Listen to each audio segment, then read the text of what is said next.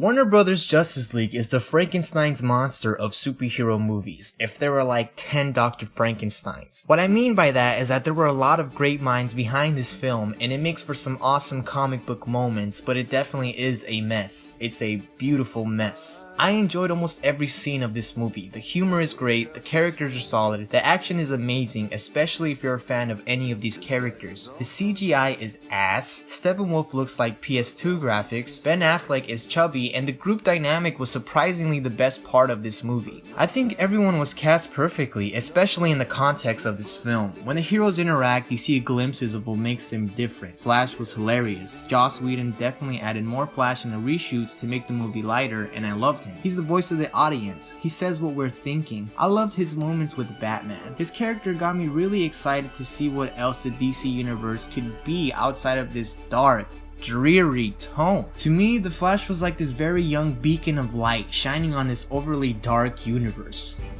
Just like that? Yeah, I need friends. Great. Can I keep this? But the movie itself isn't dark at all, actually. What?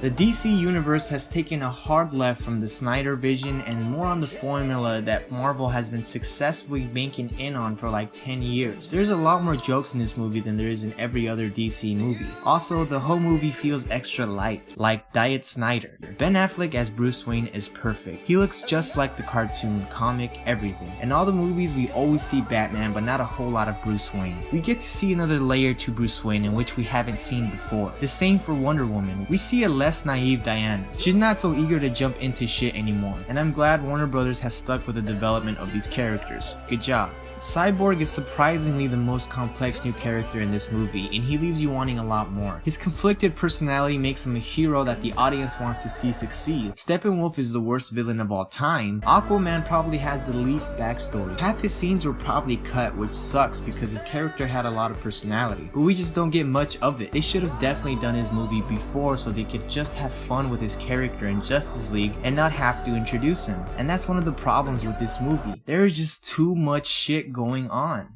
Like some other DC movies, there is just too much shit going on. Way too many characters who have some sort of focus, some sort of linear narrative. There are so many scenes in this movie that involve a character's background, an exchange of dialogue, or a character moment with another, and all of them are good scenes, but they can all be swapped around and the movie would still be the same. That's because there is little to no narrative in this movie. You could tell someone what happens in this movie, but that's all it is. It's what happens. It's hardly a story. The characters' motives are very clear, but the problem is it's the most generic superhero shit ever. Considering the 20 years that we've been subjugated to this Hollywood superhero badness, there is nothing new about this movie. Its biggest attraction is its characters. The movie creates awesome moments with these characters that could only be done in the DC universe, and I think that alone makes the movie worthwhile. If you're a fan of any of these characters, you're definitely gonna enjoy it. If you're a fan of superheroes, you'll have fun with this. If you don't know anything about these characters, you might be like, what the hell? And if you don't like superhero movies at all, then you'll probably be like, what the fuck? I had a lot of fun with this movie. It wasn't a flop, but it also didn't feel like something really special. I think it succeeded in its mission to introduce these characters and get everyone hyped for the future of DC. I'm giving Justice League a nice, healthy 7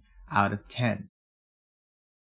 I hope Warner Brothers sees that they are most successful when their films have variety by having different directors. Our rankings for these movies from least favorite to most are now BVS, Suicide Squad, Justice League, Man of Steel, and Wonder Woman. The future of DC is looking bright in tone and like it's gonna be good. I hope.